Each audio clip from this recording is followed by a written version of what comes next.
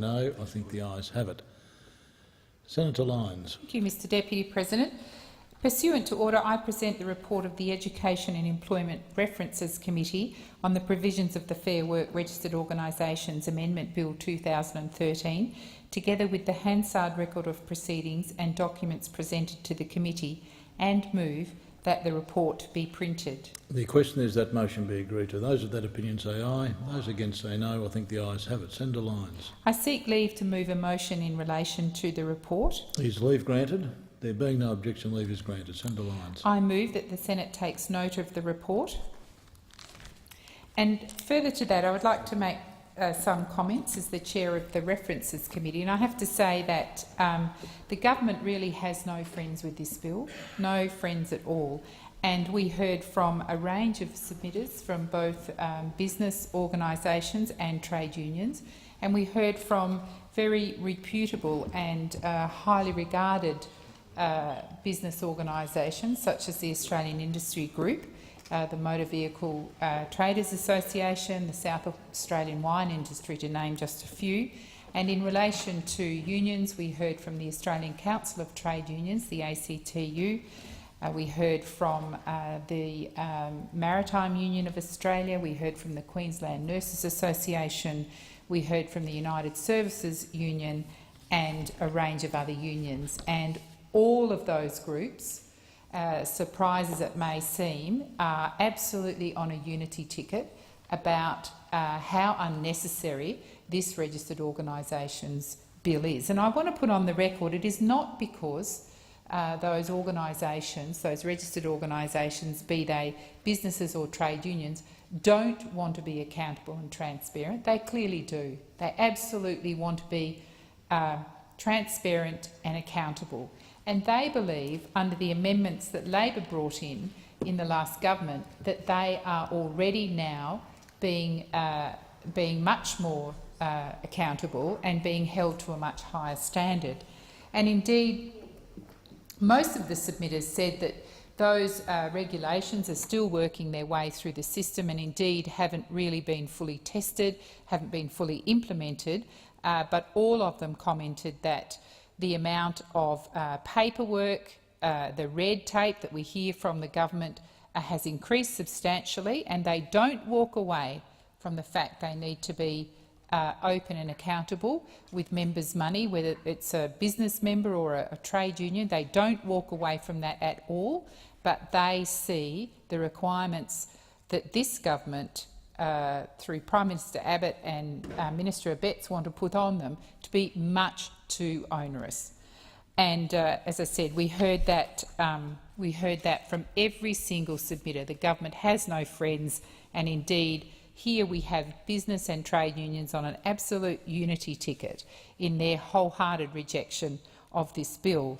And certainly the committee could not have reported any other way than to, in our recommendation, reject the bill.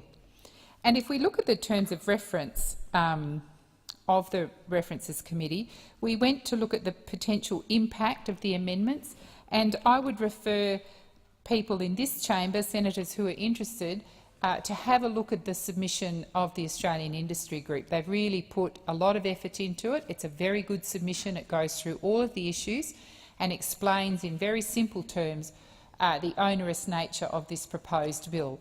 And indeed, the Australian Council of Trade Unions likewise. Both of those organisations produced a very substantial argument as to why this new registered orgs bill is completely unnecessary. The other area we were to look at as a reference committee was the potential of the amendments to impede the ability of employees of registered organisations to carry out their duties. And certainly what we heard from the AIG and from trade unions is that their committees of management are largely made up of volunteers. Volunteers who give their time in a voluntary capacity, obviously, to serve as executive and ordinary members of registered organisations. Now, it's fair to say that they'll get a small stipend that covers off their perhaps meal money and mileage if they're using their car, or travel allowance, but they are not paid officials and all of the organisations reported that the majority of their committees of management were indeed voluntary organisations.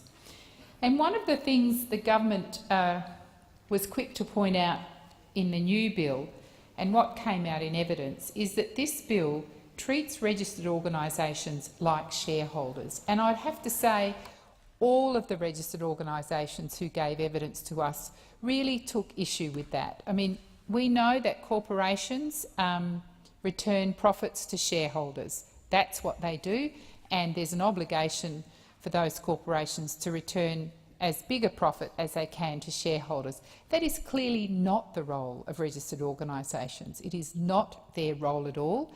They have constitutions, they have objects which set out very clearly what they are seeking to do, and it is none of them have objects which are about making profits and returning them to corporations. They're completely different sets of businesses and trade unions, and that just seems to be lost on the government. Indeed, the department led in evidence that, in fact, that was one of the intentions of the bill, was to seek to regulate registered organisations in the same way that corporations are registered, yet their outcomes and what they're set up to achieve are poles apart, could not be any further apart.